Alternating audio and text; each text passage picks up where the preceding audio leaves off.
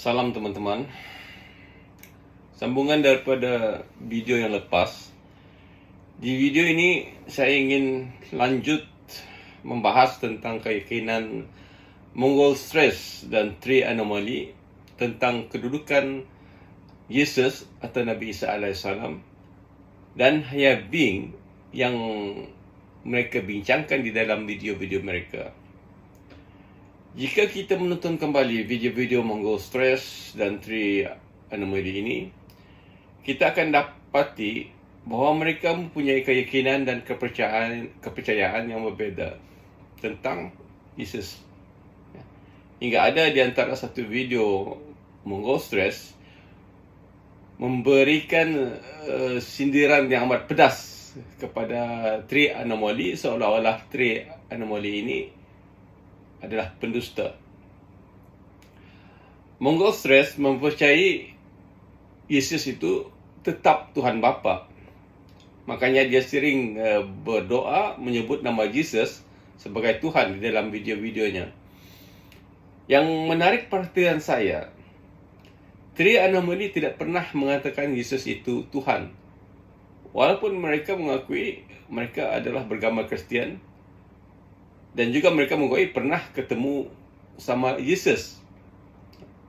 Three Anomaly juga menganggap Hayat Being itu adalah sebenarnya Holy Ghost dalam agama Kristian yang dulunya hidup sebagai manusia yang arwahnya telah mencapai tahap yang tinggi hingga dihantar kembali oleh Tuhan ke jasad manusia yang baru lahir untuk membimbing manusia itu ke jalan kebaikan. Nah, Three Anomaly juga ada bercerita pernah ketemu sama iblis yang menyamar sebagai Yesus dalam video mereka, ya. Hingga mereka sendiri hampir terperdaya. Nah, saya tidak merasa begitu heran jika Three Anomaly ini dituduh murtad dari agama Kristen oleh masyarakat Kristen. Dan dituduh juga sebagai pendusta. Karena apa yang Three Anomaly katakan itu, bagi saya, ada juga kebenarannya, walaupun bercanggah dengan kepercayaan agama Kristian. Cuma, the Hayat Being yang Three Anomaly ngaku ada bercerita kepada mereka bahawa mereka itu adalah sebenarnya arwah manusia yang pernah hidup di masa lampau.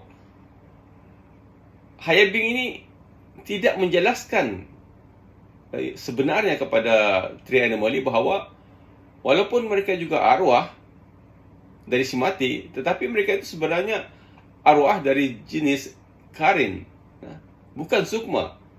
Kerana Sukma, orang yang sudah meninggal itu berada di alam barzakh dan tidak bisa kembali menjadi Hayat Being yang mendampingi manusia. Nah, berbeza dengan roh idhafi kita, itu memang roh asli yang diciptakan Allah Subhanahu Wa Taala daripada Nur Muhammad, yang mana telah membuat perjanjian dengan Allah sebelum diturunkan ke bumi dan hidup dalam janin manusia. Dan dari roh idhafi inilah terciptanya sukma atau alam kesedaran kita ketika janin itu dilahirkan.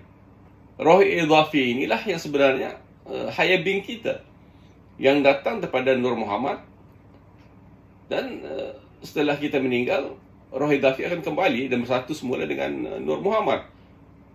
Enggak ada roh idhafi masuk neraka kerana roh idhafi itu suci. Mana mungkin dia diseksa. Ya. Maka itu timbullah istilah wahdatul wujud yang sebenarnya. Wahdatul wujud itu bukan sukma kita yang bersatu dengan Tuhan.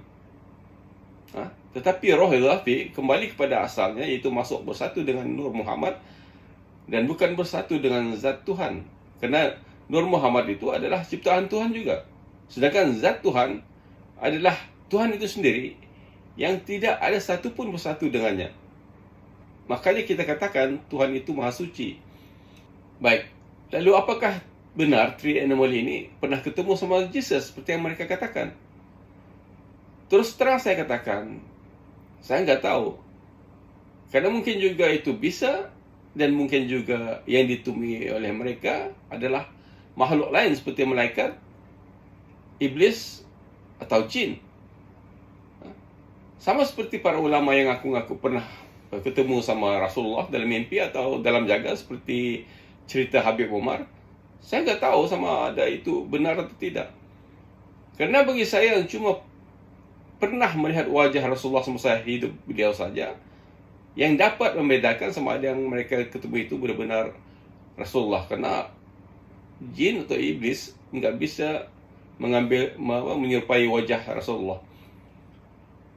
Jadi kita jangan mudah tertipu dengan iblis, karena iblis juga bisa mempengaruhi pandangan atau rasa kita, seolah-olah energi iblis itu seperti energi malaikat. Nah, jadi three anomali harus hati-hati itu.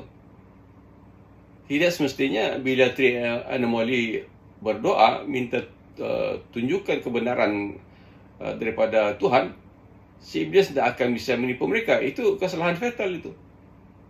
Makanya ramai ulama menjadi sesat disebabkan amat percaya doa mereka sentiasa dimakbulkan bila mereka minta pertolongan daripada Tuhan.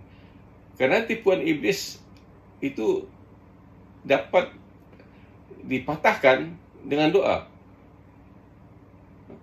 Padahal iblis masih bisa menipu mereka walaupun selepas berdoa. Makanya amat penting kita berilmu dan menggunakan akal juga. Jangan cuba mengharapkan doa doang. Seperti pengukuhan three anomaly ketemu dengan Yesus itu, bagi saya tidak mustahil juga Yesus yang benaran ketemu sama mereka. Begitu juga orang Kristian yang pernah mengalami mati suri, di mana mereka ngaku bertemu Yesus dalam bentuk manusia dan bukan sebagai Tuhan Bapa. Jika ada orang Kristian yang pernah mengalami mati suri dan bercerita ketemu Yesus duduk di atas kursi pakai mahkota dan ngaku dirinya Tuhan Bapa, itu cerita bohong, ya, propaganda gereja Kristen.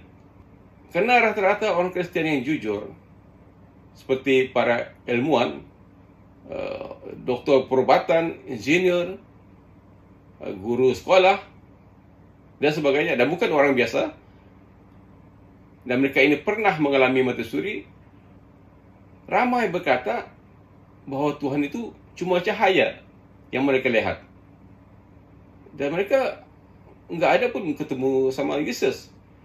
Nah, ini persis sama seperti apa yang dialami oleh Nabi Musa AS bila beliau ingin melihat wajah Tuhan. Nah, jika kita bertanya, apakah orang Kristen itu pernah mengalami mati suri, benar ketemu sama Yesus atau cahaya Tuhan atau tidak? Jawaban saya, Allahu a'lam. Itu kan semua urusan Tuhan, dan tidak mustahil Tuhan memberi petunjuk atau menolong orang Kristen, karena dalam Al-Quran pun ada disebut orang Yahudi, Kristen atau Nasrani dan Sabiin bisa masuk surga. Terjemahan surah Al-Baqarah ayat 62, sesungguhnya orang-orang yang mukmin, orang-orang yang Yahudi, orang-orang Nasrani dan orang-orang Sabiin, siapa saja di antara mereka yang benar-benar beriman kepada Allah dan hari kemudian serta beramal saleh, maka untuk mereka adalah ganjaran dari sisi Tuhan mereka. Tidak ada ketakutan di atas mereka dan tidak pula mereka bersedih hati.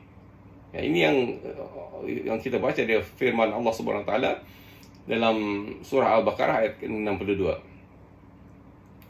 Jika ada para ulama mengatakan bahawa orang-orang Yahudi, Nasrani, Sabiun yang dimaksudkan pada ayat itu adalah orang-orang yang hidup sebelum datangnya Nabi Muhammad SAW, apakah itu berarti bahawa orang yang beragama Nasrani yang hidup dalam hutan tebal seperti di Amazon, di mana tidak pernah ketemu sama orang Islam semua hidup mereka, akan masuk neraka juga walaupun mereka melakukan perkara-perkara yang baik?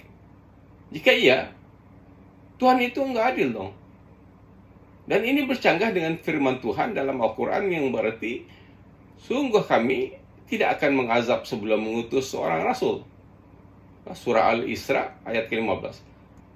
Dan dalam surah Al-An'am ayat ke-131, Allah SWT juga berfirman yang artinya, demikian para Rasul diutus karena Tuhanmu tidak akan membinasakan suatu negeri secara zalim sedang penduduknya dalam keadaan lengah atau belum tahu.